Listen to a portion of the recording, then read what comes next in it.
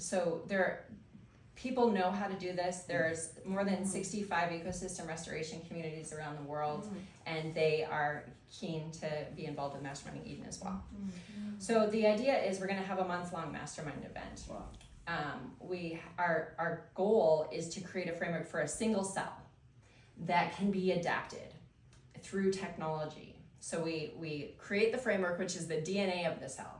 We're not actually meeting together to build the cell itself. We're meeting together to structure the DNA of the cell, which can then be altered. We want a stem cell. We want a stem cell that can choose what kind of thing it's going to be. So that stem cell can then be shaped to be like, okay, I'm an African Saharan desert cell, or I am a New York cell, because they have different needs for the environment, for the geology, for the resources, and for the culture of the people.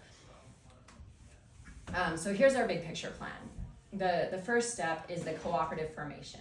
Incorporate the Eden co-op to ensure shared governance and ownership, and it's meant to be that fractal co-op that you guys are talking about for the planetary parties. Basically the same thing.